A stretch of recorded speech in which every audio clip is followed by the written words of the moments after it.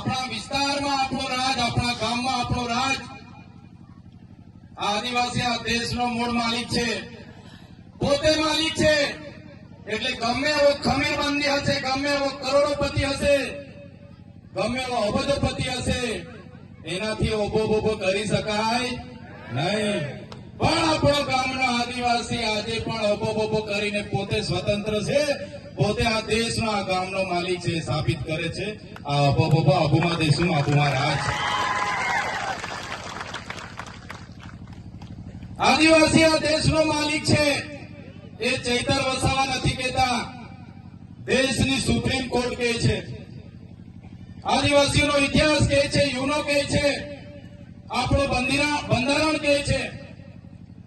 સાથીઓ, આદિવાસી આ દેશમાં 1000 વર્ષ નહીં, હજારો વર્ષ પહેલા, સૌથી પહેલા પૃથ્વી પર કોઈ આવ્યું હોય તો એ આદિમાનવ માંથી આદિવાસી આવેલો છે. આદિવાસી આપણા પૂર્વજો હતા. આદિ અનાદિકાળથી આ પૃથ્વી પર વસનારા આપણા પૂર્વજો હતા. હજારો વર્ષ પહેલાની આપણી સંસ્કૃતિ છે, ધર્મો પૂર્વી સંસ્કૃતિ છે. આપણી ધર્મોથી પણ પૂર્વી આદિવાસીઓની સંસ્કૃતિ છે. તમે મોહેન્જો-દડો હડપ્પાની સંસ્કૃતિનો અભ્યાસ કરી લેજો, તમે સિંધુ ખીણની સંસ્કૃતિનો અભ્યાસ કરી લેજો. એ સંસ્કૃતિ અને સભ્યતા એ આપણા આદિવાસીઓની સંસ્કૃતિ હતી. એ આપણા પૂર્વજો હતા. અમે હમણાં હનુમાન દાદાના મંદિરે જઈને આવ્યા ત્યારે તમે રામાયણ ઉઠાવીને પણ વાંચો. રામાયણમાં પણ જે હનુમાન દાદા અને ભીલડી સભરીની જે વાત આવે છે, નિષાદ રાજાની જે વાત આવે છે, એ આપણા આદિવાસી, આપણા પોતાના પૂર્વજો હતા. તમે મહાભારત ઉઠાવીને વાંચો, એમાં એકલવ્યની જે વાત આવે છે એ આપણા પૂર્વજ હતા. એવી જ રીતે આપણા નાના મોટા રાજા રજવાડા હતા, કબીલા હતા. આદિવાસીઓ સ્વતંત્ર હતા. ધીરે ધીરે આપણા આ આદિવાસીઓ પર બહારના લોકોના આક્રમણ થયા. પોર્ટુગીઝો આવ્યા, ડચ આવ્યા, હુણો આવ્યા, અંગ્રેજો આવ્યા, સ્પેનિશો આવ્યા, મુગલો આવ્યા, આર્યો આવ્યા અને ધીરે ધીરે આપણા કબીલા નષ્ટ થઈ ગયા. બીજા લોકોએ અંદરો અંદર લડાવીને આદિવાસીઓને ખતમ કરી નાખ્યા. ત્યારે સાથીઓ, તમે મહારાણા પ્રતાપનો ઇતિહાસ પણ વાંચી લેજો. જ્યારે મહારાણા પ્રતાપ પર મુગલ અકબરે જયારે આક્રમણ કર્યું, અકબરની સેના આખો કિલ્લો ઘેરીને બેઠી હતી, ત્યારે મહારાણા પ્રતાપ સાથે પોતાના ભાઈ પણ નહોતા. ત્યારે પૂંજા ભીલ પોતાની આખી ફોજ લઈને ગયા. એ આપણા પૂર્વજો હતા. તમે મહારાણા પ્રતાપ પછી તમે શિવાજી મહારાજનો ઇતિહાસ વાંચો તો દુધા ભીલની આખી જે ફોજ શિવાજી મહારાજ સાથે હતી એ આપણા પૂર્વજો હતા. એમાં તો કેટલા યુદ્ધો થયા. જ્યારે અંગ્રેજોનું પૂરા વિશ્વ પર રાજ હતું, જ્યારે અંગ્રેજો વિશ્વના 50% દેશો પર રાજ કરતા હતા, ત્યારે બ્રિટિશો સામે સૌપ્રથમ જો ક્રાંતિ થઈ હોય તો એ સંભાલની ક્રાંતિ. 1857 પહેલા પણ જે ક્રાંતિ થયેલી સંભાલની ક્રાંતિ, એ આપણા આદિવાસીઓ અંગ્રેજો સામે સૌપ્રથમ યુદ્ધ પોકાર્યું હતું. તમે તાત્યા ભીલ, ખાચર નાયક, બિરસા મુંડા, ઝલકારી ભાઈ જેવા તમામ ક્રાંતિકારીઓનો ઇતિહાસ વાંચો તો સૌપ્રથમ લડનારા અંગ્રેજો સામે આપણા પૂર્વજો હતા. ગુરુ ગોવિંદગીરી, એમનો ઇતિહાસ વાંચો. 17/11/1913 એમણે માનગઢમાં સમસભા રાખી. આદિવાસીઓને સ્વતંત્ર શાસન મળે, આદિવાસીઓ સ્વાયત્ત રાજ મળે અને કેટલાક અંગ્રેજો અને કેટલાક સામંત રાજાઓ ચારો તરફથી ઘેરી લીધો. માનગઢમાં ગોળીકાંડ થયો. 1507 લોકો ત્યાં ગોળીઓથી મરી ગયા. 900 જેટલા લોકો ઘાયલ થયા અને ગુરુ ગોવિંદજી પણ ઘાયલ થયા. એનો ઇતિહાસ આજ દિન સુધી આપણને ઇતિહાસમાં ભણાવવામાં નથી આવ્યો. સાથીઓ, કહેવાનો મતલબ આપણા પૂર્વજો હતા. ગૌરવશાળી આપણો ઇતિહાસ છે. દેશ આઝાદ થયો, દેશના આઝાદીમાં આપણા લોકોનું યોગદાન છે. લોહી વહી ગયેલું છે. દેશના વિકાસમાં આપણા લોકોનું યોગદાન છે. દેશના વિકાસમાં જયારે વાત આવી આ વિસ્તારમાં નવા નવા પ્રોજેક્ટો આવ્યા, રોડ રસ્તા ગયા, નહેરો ગઈ, હાઈ ટેન્શન લાઈનો ગયા, મોટા મોટા ડેમો બન્યા. તો દેશના વિકાસમાં પણ આપણા લોકોએ આખાને આખા ગામડા ખાલી કરીને આપ્યા છે. આખાને આખા ગામડા આપણા વિસ્થાપિત થઈ ગયા છે. આઝાદીના 78 વર્ષ વીતી ગયા છે. વિકાસની મોટી મોટી વાતો થાય છે, અમૃત મહોત્સવો થાય છે, રથયાત્રાઓ નીકળે છે. પણ આજે પણ આદિવાસીઓની પરિસ્થિતિ, આજે પણ આદિવાસી આ મૂળ માલિક, જેને સુપ્રીમ કોર્ટ કહે છે, જેને ઇતિહાસ કહે છે કે આદિવાસી એનો મૂળ માલિક છે, આટલી બધી સંપત્તિ આપણા પર છે. આ વિસ્તારમાં જળ, જંગલ, જમીનો પરના અધિકારો આપણા છે. અનુસૂચિત 5 વિસ્તાર છે, પૈસા 1 લાખ છે. આટલી મોટી સંપત્તિ, પાણી આપણી પાસે છે, વીજળી આપણી પાસે છે, રેતીની ખાણો આપણી પાસે છે, લિગ્નાઇટની ખાણો આપણી પાસે છે, ખનીજો આપણી પાસે છે, પથ્થર આપણી પાસે છે, જળ, જંગલ, જમીન આપણી પાસે છે. છતાંય આજે આદિવાસીને, મૂળ માલિકને આ સરકારોએ મજદૂર બનાવી દીધો છે. આજે શિક્ષાથી વંચિત છે, આપણે પાણીથી વંચિત છે. આજે પણ આપણા બાળકોને ભણાવવા માટે શિક્ષકોના આંદોલનો કરવા પડે, શાળાઓના આંદોલનો કરવા પડે, પીવાના પાણીના આંદોલનો કરવા પડે, સિંચાઈના આંદોલનો કરવા પડે. ત્યારે ક્યાં સુધી આંદોલનો કરતા રહીશું? ક્યાં સુધી લડેંગે, જીતેંગે, જિંદાબાદ, મુર્દાબાદ? સરકાર મુર્દાબાદ ક્યાં સુધી કરતા રહીશું? એટલા માટે આજે જનજાગૃતિની મીટિંગ કરી છે. અને આ મીટિંગો સાથે સરકારોને કહેવા માંગીએ છીએ, જો સરકારો આદિવાસીઓનો વિકાસ નથી કરવા માંગતી તો આવનારા દિવસોમાં દેશનું 29મું રાજ્ય અમને ભીલ પ્રદેશ આપી દો, અમે અમારો વિકાસ કરી લઈશું. ભીલ પ્રદેશ આપી દો અમને, આદિવાસીઓને સ્વાયત્ત રાજ. અમારી રાજધાની અમે કેવડિયા બનાવીશું. અમારી પાસે પાણી છે, અમારી પાસે લિગ્નાઇટ છે, રેતી છે, પથ્થર છે, જળ અને જંગલ છે. અમે રેવન્યુ ઉભું કરી લઈશું અને અમારો વિકાસ કરી લઈશું. જે અમારો ભીલ પ્રદેશ હતો, આઝાદી બાદ એ ભીલ પ્રદેશને રાજસ્થાન, મધ્યપ્રદેશ, મહારાષ્ટ્ર અને ગુજરાતમાં વિભાજિત કરવામાં આવ્યો.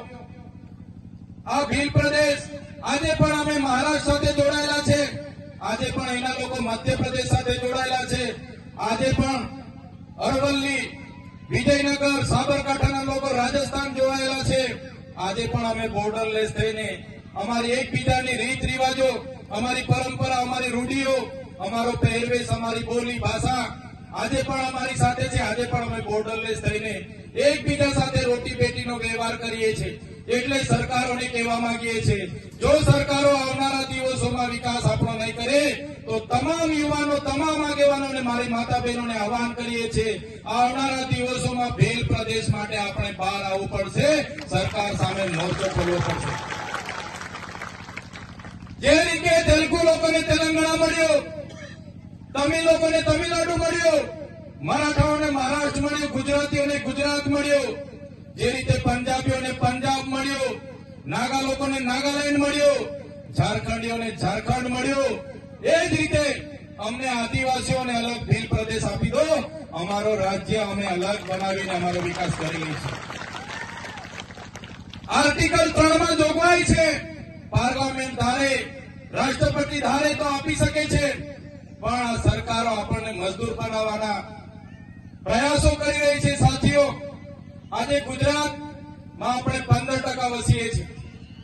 આજે દેશમાં આદિવાસીઓની વસ્તી 8% છે. આજે ગુજરાતમાં 15% વસ્તી હોવા છતાં મહત્વના હોદ્દા ઉપર આદિવાસીઓને નથી લાવવામાં આવતા. તમે જોઈ લો, આજે ગુજરાતની ન્યાય પ્રણાલિકોમાં વસ્તીના હિસાબે 100 જજમાંથી 15 આપણા હોવા જોઈએ, નથી. કલેક્ટર અને એસપી હોય કે ડીડીઓ હોય, કોઈ પણ આઈએસ અધિકારી હોય કે આઈપીએસ અધિકારી હોય, 100 માંથી આપણા 15 હોવા જોઈએ, પણ નથી. તમે આજે જોઈ લો, ટીડીઓ હોય કે મામલતદાર હોય, પીએસઆઈ હોય કે પીઆઈ હોય, આપણા આદિવાસી 100 માંથી 15 નથી. માત્ર ને માત્ર આપણા 100 માંથી 90 કે 80% મજદૂર આપણા મળશે. આ પરિસ્થિતિ આ સરકારોએ કરી છે. એટલા માટે આપણે બધાએ જાગવું પડશે. આપણો ઇતિહાસ ગૌરવશાળી છે. એ ઇતિહાસ આપણે ક્યારે નહીં ભૂલવો જોઈએ, આપણી સંસ્કૃતિ ક્યારે નહીં ભૂલવી જોઈએ. જ્યાં સુધી આપણી પરંપરા, આપણી રૂઢી, આપણી સંસ્કૃતિ, આપણી સભ્યતા, આપણા રીત રિવાજો, આપણી બોલી આપણે જાળવી રાખીશું ત્યાં સુધી આપણે બચીશું. એ જ વાત કરવા માટે અમે આવ્યા છે. તમે બધા જાણો છો, આપણા શિક્ષણ મંત્રી અમારા નર્મદા જિલ્લામાં આવ્યા ત્યારે શિક્ષણ મંત્રીએ મારા નામની અનેક ટિપ્પણીઓ કરી, અનેક ભાષણો કર્યા. એમણે કીધું કે શું ખોટ પડી ગઈ. ત્યારે શિક્ષણ મંત્રીને હું કહેવા માંગુ છું, તમે શાળાના કાર્યક્રમમાં ઉપસ્થિત હતા શિક્ષણ મંત્રી તરીકે. તમે જે જગ્યા પર આવ્યા હતા એ શાળાનો કાર્યક્રમ હતો અને તમે શિક્ષણ મંત્રી છો. ત્યારે શિક્ષણ મંત્રી તરીકે તમારે એનું ચિંતન કરવું જોઈએ કે આદિવાસી વિસ્તારોમાં નકલી કોલેજો ચાલે છે નર્સિંગના નામે. આદિવાસી વિસ્તારોમાં એક શિક્ષકથી હજારો શાળાઓ ચાલે છે, એની ચિંતા તમારે કરવી જોઈએ. તમે પોતે મંત્રી છો અને આદિવાસી બાળકોને ઉચ્ચ અભ્યાસ માટે જે પોસ્ટ મેટ્રિક શિષ્યવૃત્તિ મળતી હતી એ તમારી સરકારે કેમ બંધ કરી, એનો ખુલાસો તમારે આપવો જોઈએ. શિક્ષણ મંત્રીએ એની વાત કરવી જોઈએ. એની જગ્યાએ ચૈતર વસાવા શું કરે છે એની વાત કરતા હતા. ત્યારે એમણે કીધું કે અમે તો કાલે વડાપ્રધાનને મળીને ભીલ પ્રદેશ આપી દઈશું. પણ ભીલ પ્રદેશ કઈ રીતના ચલાવશે? અહીંયા તો કોઈ આદિવાસી ટેક્સ ભરતા નથી.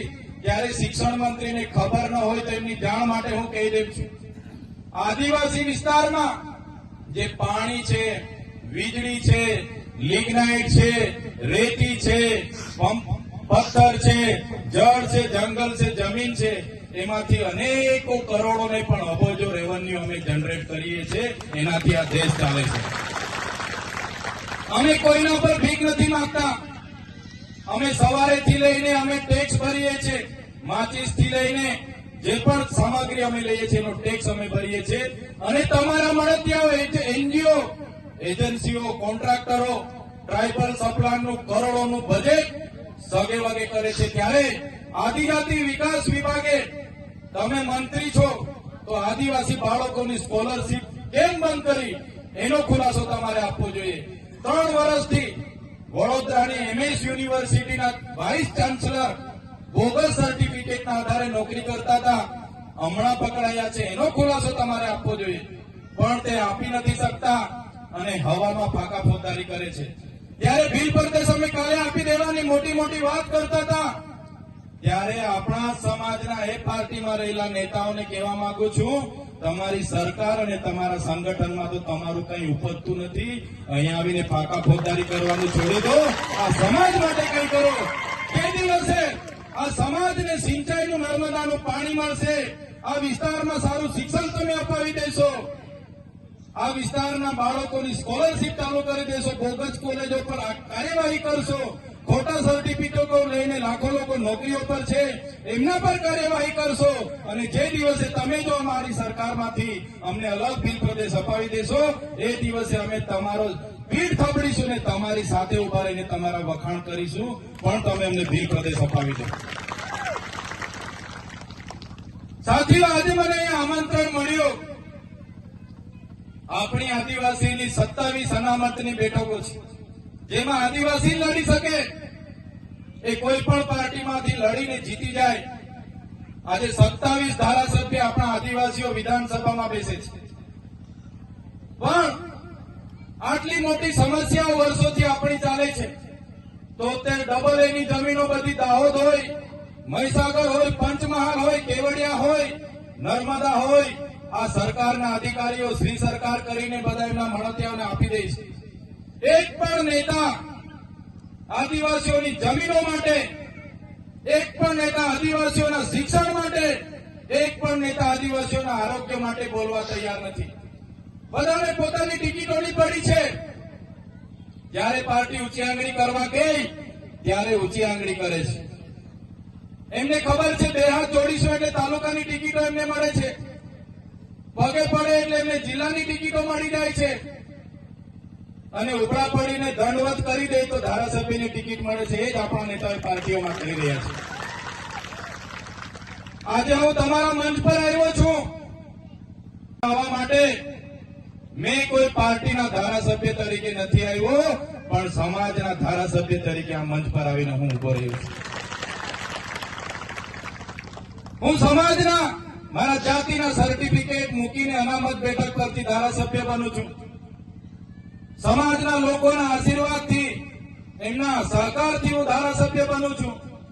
ત્યારે આ મંચ પરથી કહેવા માંગુ છું, જ્યાં પણ અમારા સમાજ સાથે અન્યાય અત્યાચાર થશે, અમારી માતા બહેનો સાથે અન્યાય અત્યાચાર થશે, અમારા ખેડૂત, અમારા યુવાન સાથે અન્યાય અત્યાચાર થશે, રાતે 12 વાગે પણ ફોન કરશો, રાતે 12 વાગે પણ આ બધા આગેવાનો ત્યાં હાજર થઈ જશે.